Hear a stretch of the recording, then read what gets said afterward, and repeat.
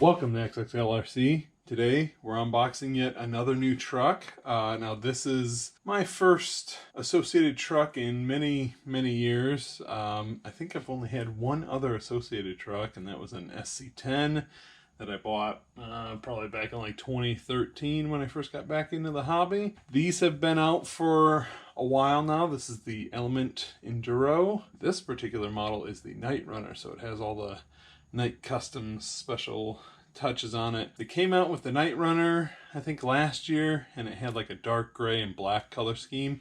They just came out with this blue with the gold wheels, and when I saw it, I'm like, oh man, I love that blue color.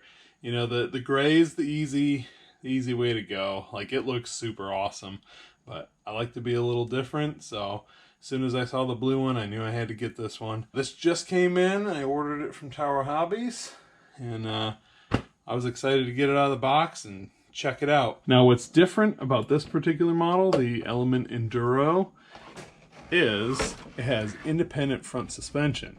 So both sides can move independently, where most crawlers have a solid axle like what's in the rear here.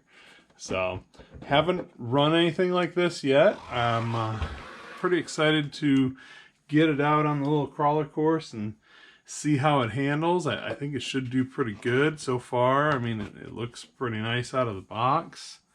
It's got some General Grabber AT tires on there. That's cool. Now this body, I don't think it's officially licensed. I don't see anything that says Toyota, but I mean, look at it. This thing's obviously modeled after a Toyota Tacoma. Inside the box, before we get into that, you do get a basic transmitter.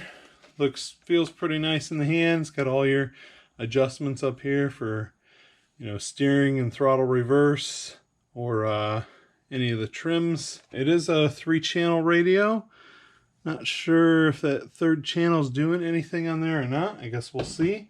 Also came with a bind plug, just in case you need to rebind it to the receiver. Also included in the box is some extra accessories. There's a rack that you can put together and put in the bed of this thing, so that's pretty cool. Looks like there's an extra gear in there. I'm not sure what that's for. Oh, there's a couple extra gears, so maybe you can change out the gearing. Oh, there's actually a whole rear axle housing in there. So that's really cool that they include that stuff. And this looks like a snorkel, so maybe we'll put that on too. There's also a bag inside of the box. It has some screws and extra body clips and stuff like that. And then of course we have our manuals, not only for the truck but also for the electronics. And then included in here is a nice sticker sheet. Looks like there's some bedside decals. There's also several different license plates. There's some Makita stickers and kicker stickers and all kinds of stuff. So pretty cool. Oh, there's even some bumper stickers that you can put on there. So really like those extra scale details when it comes to these scale crawler off-road rigs. All right, let's take those body clips off and see what's under the body here. I haven't seen one of these anywhere, or obviously I haven't run one, so I'm not even sure. I'm sure it's pretty similar to the other tent scale crawlers that are on the market. Pretty basic body. It's a 2-piece Lexan body. There is some plastic molded parts like the mirrors and the windshield wipers, door handles, and the front grille. Lights are just stickers on the front and the back. Overall, nice looking body. Now let's see what's on the chassis here. All right, yep, looks like a pretty similar layout to most of the tent scale crawlers that are on the market today. You do have the battery up front, which is nice to see. Just kind of goes sideways. Looks like it takes shorty packs. I do happen to have one shorty pack, so that's good. I don't know. Some of these expand. This one doesn't look like it does. It does have a Dean's connector on there, so I'll probably run it like that. You know, something like this, I'm not too worried about Dean's. If it was something drawing more power, I'd probably swap it out for a XT60 or an XT90 or something like that. It does look like it has some LEDs in the front bumper, so that's nice to see too. Standard brushed motor and speed control. Looks like just a regular 10th scale servo. Nothing fancy there. It does have what appears to be metal drive shafts, so that's nice to see. Got metal links, metal steering links that are adjustable in the front. And we've got aluminum adjustable coilover shocks all the way around.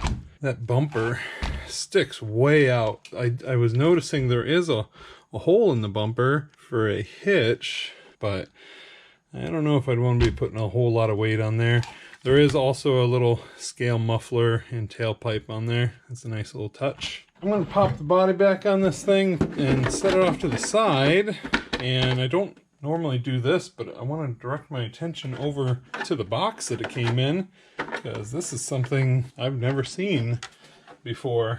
I don't know if you noticed, but when I open it up, there's some artwork on the inside of the box, and I was reading on this flap here, this is like a scale garage. So I'm gonna cut this apart and see what that looks like. So this is to cut along this corner. Very careful if you're using a razor knife to do this.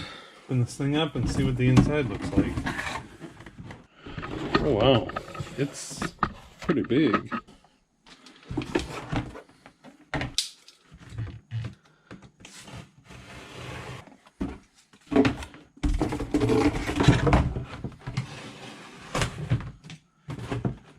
That goes over there, and then this goes over here. Make you a little scale garage. Alright, yeah, I guess I could see that. It's kind of cool. Take some cool pictures with it. I don't know if I'll keep this thing around, because it is quite large. I don't know, maybe I'll find a spot to fold it all up, and then I can take it out if I want to take some pictures. But pretty neat that they include that.